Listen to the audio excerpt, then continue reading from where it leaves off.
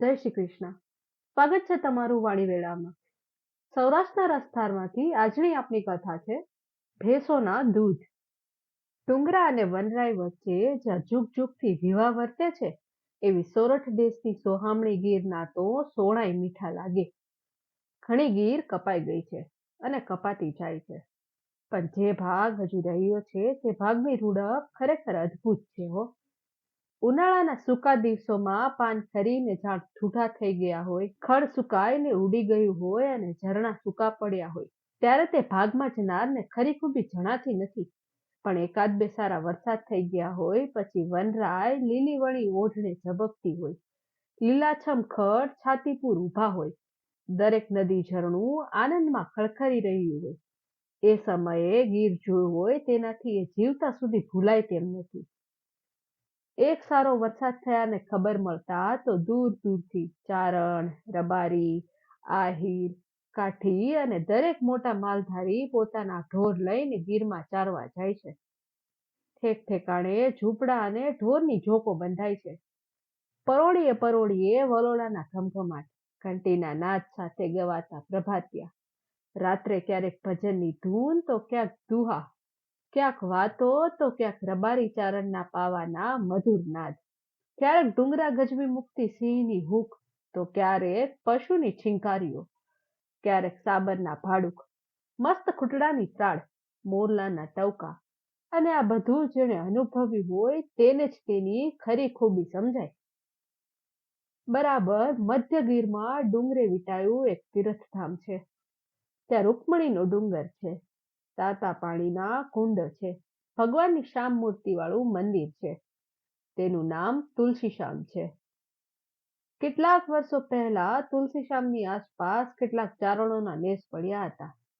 દેશમાં દુકાળને લઈને ઉનાળામાં પણ કેટલાક ઝૂંપડા બાંધી ત્યાં જ પડ્યા રહ્યા હતા. તેવામાં ઢોરમાં એકદમ શીળીનો રોગ ફાટી નીકળ્યો. ઘણા માલધારી માલ વિહોણા બનીને માત્ર લાકડી લઈને દેશમાં પાછા ફર્યા. બહુ થોડા ચારણ કુટુંબ ત્યાં રહ્યા. એક ચારણ ને માત્ર બે નાના ખડાયા રહ્યા. બાકીના ઢોર તો મરી ગયા, પણ ચારણી પોતાના પિયરથી બે પાડીઓ લઈ આવી. આ પ્રમાણે એ ચારણને 4 નાના ખડાયા થયા. તેના ઉપર તેનો નિભાવ હતો. આગળ જતા સારી ભેંસો થશે, એના દૂધ ઘીમાંથી ગુજરાન ચાલશે, એ આશાએથી બહુ ચાકરી રાખવા માંડી. 4 ખડાયા મોટા થયા. અસલ ગીરની વખણાય તેવી 4 ભેંસો થઈ. મોટા માથા, કોડિયામાં દીવા કરીને મૂકી શકાય તેવા વળેલા 2-2 3-3 આટા લઈ ગયેલા શીંગ, દેવળના થંભ જેવા પગ, ટૂંકી ગુંડી, ફાટમાં આવે એવા આવ, પથારી કરીને સૂઈ જવાય એવા વાહાના પાટિયા. આમ બધી રીતે વખણાય તેવી 4 ભેંસોને જોઈ ચારણ વર વહુ આનંદ કરે છે. દિવસે ચરીને સાંજે રૂજ્યું ચડે ત્યારે ભેંસો ઘેર આવે છે. ત્યારે ચારણી જોકના ઝાપા પાસે જ ઊભી હોય અને જોતા વેત જ મોળી ઢાંકી દી, બાપ ગોદડી દી, ખમા મોળી શરર, આઈના રખોપા મૂળીમાં કરીને ભેંસોને અવકારે અને પોતાના પછેડા વતી અંગ લૂછે. પછી ખાણ ખવડાવવું હોય તે ખવડાવે. 3 ભેંસોને વિહાવાને હજુ 3 માસ બાકી છે. 4 વિહાહે, અધમણ દૂધ કરશે, રોજ 7-8 છેર ઘીની છાશ થશે, ગુજરાન બહુ સારું ચાલશે. એ વિચારોને વાતો બંને ચારણ જણ કર્યા કરે છે અને આશામાં દોહલા દિવસો વિતાવે છે. ભાદરવો આવ્યો, ભરપૂર વરસ્યો અને હેલી મચાવી. 8 દિવસની હેલી થઈ. વરસાદ અનરાધર પડે છે, તેથી ઘણા માલધારી ચારવા જવાને બદલે ભેંસોને છોડી મૂકે છે. એટલે ભેંસો પોતપોતાના ચારવાને ઠેકાણે ચાલી જાય છે અને સાંજરે ધરાઈને પાછી પોતાની જાતે નેહે ચાલી આવે છે. ઘણા દિવસથી રોજ આમ ચાલે છે. એક સમયે બરાબર મેઘલી અંધારી રાત, વાદળા ઘટાટોપ જામ્યા છે. ક્યારેક ક્યારેક વીજળીના સળાવા થાય છે. વરસાદ ઝીણો ઝીણો વરસવો શરૂ થયો છે. એ ટાણામાં કોક આહિરના 2 યુવાન ગીરમાં નીકળેલા છે. દિવસે આ 4 ભેંસોને તેમણે જોયેલી, નજરમાં આવી ગયેલી. આવભર થયેલી આ અસલ ભેંસો લઈ જાય તો મોં માગ્યા પૈસા મળે. એવી આશાએ આ આહીરોની મતિ બગડી ગઈ. અડધીક રાત ભાંગી હશે ત્યારે બે ચોર ઝોકે આવ્યા. ચારણ ચારણી નેહનું થાગડિયું કમાડ દઈને મીઠી નિંદ્રામાં જામી પડ્યા છે. ચોકનો ઝાપો ઉઘાડી આહીરોએ ચારે ભેંસોને હાંકી અને એકદમ દોડાવા જ માંડી. જબ્બર આવભર થયેલી ભેંસો કેટલીક દોડે, તો પણ લાકડીઓના માર મારી મારીને જેટલી ઉતાવળે હાંકી શકાય તેટલી હાંકી. સવાર થયું ત્યાં તો ગીરની બહાર નીકળી ગયા. સવારે ચારણે જાગ્યું, જોયું તો જોક ખાલી પડી છે. ઘડીક તો ધાર્યું કે ઝાપો ઉઘાડો રહી ગયો હશે, તેથી ભેંસો ચરવા ચાલી ગઈ હશે. રોટલો તૈયાર થયો કે છાશ પીને રોજ ભેંસો જતી હતી એ નેમખે ગયો, પણ ત્યાં ભેંસો જોવામાં ન આવી. વરસાદ ખૂબ વરસતો હતો, તેથી બીજે નેમખે ચડી ગઈ હશે. સાંજરે પાછી નેહે આવી જશે એમ ધારીને એ પાછો ઝૂંપડે આવી ગયો. સાંજરે ધણી ધણિયાની વાટ જોતા ઊભા રહ્યા, પણ ભેંસો તો આવી નહીં. ત્યાર પછી ખરેખરી ચિંતા થઈ. ફરીને આસપાસ બધા સ્થળે જોઈ આવ્યો. ગીરમાં ગાળે ગાળે રખડ્યો, પણ ભેંસોનો પત્તો મળ્યો નહીં. પછી તો ચોરાઈ ગયાનો વહેમ આવ્યો. ભેંસો ઘણી હોય તો તે ટોળામાંથી ભેંસોને નોખી તારવવી સહેલી નથી. કાચો પોચાથી તો નોખી પડે નહીં. કદાચ મારે પણ ખરી. કોઈ બહુ હિંમતવાળા બે ત્રણ ચોર હોય અને એવા મોટા ટોળામાંથી બે ત્રણ જેવી તેવી ભેંસોને જુદી પાડીને લઈ જાય તો એની મોટા માલધારી બહુ દરકાર પણ ન કરે.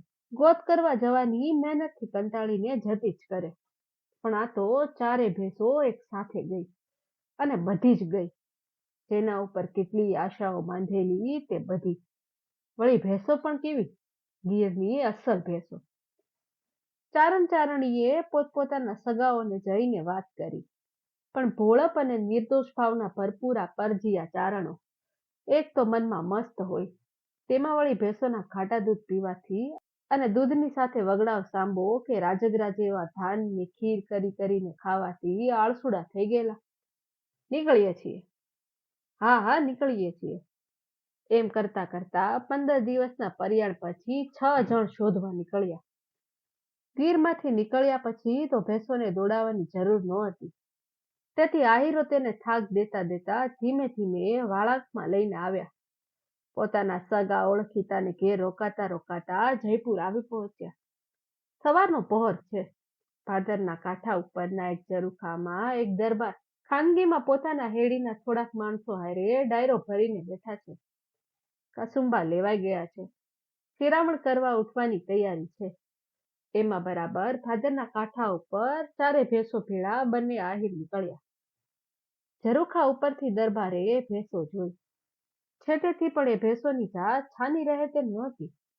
ડાયરો બધો ભેંસો સામે તાકી રહ્યો. વેચાવ હોય તો મોં માંગી કિંમત આપીને પણ એ ભેંસો રાખી લેવા જેવી સૌને લાગી. ત્યાં જઈને તપાસ કરી. વેચાવ હોય તો તે પોતાની પાસે લઈ આવવા દરબારે બે માણસોને કહ્યું. ભાદર તરફની ગઢની ખિડકીમાંથી બંને જણ નીકળ્યા. આહીરોએ આદમીને આવતા જોયા. કઠોળામાં બેઠેલ ડાયરાને પણ જોયો. ચોરનું હૈયું કાચું. એ ન્યાયે કોણ જાણે પણ શા કારણથી બંને આહીર બી ગયા. ભેંસો મૂકીને ભાગ્યા. એ પ્રમાણે આહીરોને ભાગતા જોઈ ભેંસો ચોરાવ હશે એમ માનીને દરબારે ભેંસો હાંકી લાવવા બીજા બે આદમીઓને દોડાવ્યા. ભેંસો ગઢની ખડકીએથી ગઢમાં આવી. સૌએ ભેંસો જોઈ. ગમે તે રીતે પણ ભેંસો રાખવા જેવી છે એમ અંદર અંદર વાતો ચાલવા લાગી. દરબારનું મન પણ પલટાણું, પણ પાસે બેઠેલાઓએ કંઈક મજબૂત કર્યું. છેવટે ભેંસોને તબેલામાં આઘેરે ખૂણે બાંધી સંતાડી દેવાનું ઠર્યું. ગોતતા ગોતતા ચારણો જેતપુર આવી પહોંચ્યા. ગામને ટીંબે પૂછપરછ કરતા વાવડ મળ્યા કે હા ભાઈ, 4 જબર ભેંસો અમારા દરબારને ભાદરને કાંઠેથી રેડિયું મળી હતી અને દરબારે ગઢની માયલી પર બાંધી છે. પણ હવે ફિકર નહીં. ચારણો હર્ખ ઘેલા બની ગયા અને બોલ્યા, આપણી બેઉ કાઠીની ઘેર એટલો તો ભગવાનને ખોળે બેઠેલી ગણાય. આ વિશ્વાસુ ચારણો ડાંગ ઉછાળતા ઉછાળતા દરબારની ડેલીએ આવીને ઉભા રહ્યા અને દરબારની વાટ જોતા બેઠ્યા. એક પહોર, બીજો પહોર ને ત્રીજો પહોર, પણ દરબાર ડોકાણા નહીં. દરબારને જાણ થઈ ગઈ હતી કે ભેંસોના મૂછાળા માલિકો આવી પહોંચ્યા છે. એક તો પેટ મેલું જ હતું, તેમાં પણ પડખિયાઓએ ધણીને વહાલા થવા સારું પાપની શિખામણ દીધી. ના બાપુ, એમ ભેંસું દેવાય? જી ખાતરી કે એ ભેંસો એની જ છે. બીજે ટવકો પૂર્યો, વળી આપણે ખવડાવ્યું છે, ટકે પોણો પોણો મણ દૂધ કરે છે, 10-12 શેર ઘીની તો છાશ થાય છે, એને આજ સુધી ખવડાવ્યું ને આમ આપી દેવાય કાંઈ? હા, તો આબરૂ જ જાય ને. આવી રીતના ભંભેરિયા દરબાર ભાન ભૂલ્યા. કહેરાવી દીધું કે આય તમારી બેહો નથી ભાઈ. સાંભળીને ચારણો ઘા ખાઈ ગયા. ડુંગર જેવડો નિસાસો નાખ્યો. ભેંસો અહીં જ પુરાયા હોવાની ખાતરી થઈ ચૂકી હતી. વળી દરબાર મોય દેખાડતા નથી. નમણે મોઢે ઉપવાસી ઉભેલા ચારણોએ કહ્યું, મામા અહીં ભણો, સુરજના પુત્રો મો કદી સંતાડીને બેઠો છે. અર્થાત મામાને કહો કે સૂરજના પુત્ર થઈને મો કેમ સંતાડીને બેઠા છો. અસલ ચારણ કાઠી વચ્ચે આવો સંબંધ હતો. ચારણ એટલે ભાણેજ કહેવાય ને કાઠી એટલે મામા. ઘરડો ચારણ હોય તો પણ નાનેથી માંડીને મોટા તમામ કાઠીઓને મામા કહીને જ બોલાવે. ડેલીએ ચારણ આવે તેનાથી સૂર્યપુત્ર કાઠી મો સંતાડે નહીં. આ આશાએ બિચારા ચારણોએ જતા આવતા ઘણાને સંદેશો કહેરાવ્યા, પણ દરબાર તો મળ્યા જ નહીં. એમ ચારણ પણ હવે ભૂખ્યા તરસ્યા ડેલીએ સાંજ સુધી બેઠા રહ્યા. છેવટે ચારણોએ ઘા નાખીને ત્રાગા કરવાની તૈયારી કરવા માંડી. ત્યારે દરબારથી તાપ જીરવાયો નહીં. હવે ભેંસો આપવામાં આવે તો વળી વધારે ખોટું દેખાય. ચોરાવ માલ સંઘોરિયાનું તહોમત પણ આવે. વાત બહાર તો પડી ચૂકી છે, હવે શું કરવું? ચારણ ત્રાગા કરશે, ફરિયાદી કરશે અને તપાસ થશે. ભેંસો તબેલામાંથી હાથ આવશે તો માથે તહોમત આવશે. માટે કઈ ઉપાય કરવો પડશે. હજુરિયા બોલ્યા, હા બાપુ, એમાં બીવો શું? ચારણ ત્રાગા કરશે એમ ને, તેમાં આપણે શું તપાસ થાય? અને તહોમત તો ભેંસો હાથ પડે ત્યારે થાય ને. ભેંસોને મારીને તબેલામાં જ દાટી દો એટલે થયું બધું પૂરું. ચારણોને મારો ધક્કો ડેલીએથી. દરબારને પણ એ વાત ગમી. ભેંસોને મારી નાખીને દાટી દેવાનો હુકમ કર્યો. તરત હુકમનો અમલ થયો. ચારણોને ધક્કા મારીને ડેલીએથી ખસેડાવ્યા. બહાર ઉભા રહીને ચારણોએ ધાર નાખી, હે મોમાહી ભણો, આ તોળા ગભડું ત્રાગા કરતા છે. સુરજના પુત્રોને ભેવું ગળે વળગીશ, પણ બાપુ ભેવુંના દૂધ તોળે ગળે ઉતરશે નહીં. મામાને કહો તમારા ભગુરા બાળકો ત્રાગા કરે છે. અરે સૂરજના પુત્ર, તને ભેવ ગળે વળગેશ, પણ ભેહોના દૂધ તારે ગળે સી રીતે ઉતરશે બાપ? કોઈએ હાથ કાપ્યો તો કોઈએ પગે છરો માર્યો. એમ 6 ચારણોએ ત્રાગા કર્યા. ડેલી ઉપર પોતાનું લોહી છાટીને ચાલતા થયા. એક દિવસ તો રાતે દરબારમાં કોઈએ ખાધું નહીં. સૌને પછી તો બહુ વિચાર થવા લાગ્યો, પણ પછી પસ્તાવો શો કામનો? સવાર થયું ને વાત ચર્ચાઈ. કેટલાક રૂપિયા ઉડ્યા, તેટલેથી બસ ન રહ્યું. દરબાર તાસડીમાં દૂધ લઈને જમવા બેઠા કે તાસડી આખી જીવડાથી ભરેલી દેખાડી. એ દૂધ નાખી દઈ ફરીવાર બીજું દૂધ લીધું, પણ તોય એમ જ થયું. તાસડીમાં જીવડા જ દેખાય. એક જ દેગડીમાંથી બધાને દૂધ પીરસાય, છતાં દરબારને તાસડીમાં જીવડા દેખાય. ચોખાનું પણ એમ જ થયું. દૂધ, ચોખા અને ઘી ત્રણેય વસ્તુ તે જ દિવસથી બંધ થઈ ગયા. આંખે પાટા બાંધી દૂધ પીવાનું કરે તો નાક પાસે આવતા જ દુર્ગંધ આવે. એમ કેટલાક વર્ષો સુધી ચાલ્યું. ધીમે ધીમે વધ્યું. છેવટે એકી સાથે 8 દિવસ સુધી કંઈ પણ ખવાયું નહીં. 8મે દિવસે ચડાલાના પ્રસિદ્ધ ભક્ત શ્રી દાના ભગતના ગઈધા જાતના ચેલા શ્રી ગીગા ભગત ફરતા ફરતા દરબાર જેતપુરથી બીજા ગામ રહેવા ગયા હતા ત્યાં જઈ ચડ્યા. દરબારે આપા ગીગા ભગતની બહુ સારી સેવા કરી. પછી પોતે કરેલા પાપની બધી હકીકત કહી. દૂધ, ચોખા અને ઘી પોતે ખાઈ શકતા નહોતા, તેમજ 8 દિવસના લાંઘણો થઈ ગઈ હતી એ બધું કહ્યું. બહુ જ કરગરીને કહ્યું. કંઈક દવા કરી આપવા આપા ગીગાના પગે પડીને વિનવ્યા. આપા ગીગાને દયા આવી. તે દિવસે દરબારને પોતાની સાથે જમવા કહ્યું. આપા ગીગા જાતે ગઈ હતા, છતાં દરબારે તેની પાસે બેસીને તેનું હેઠું અન્ન લીધું.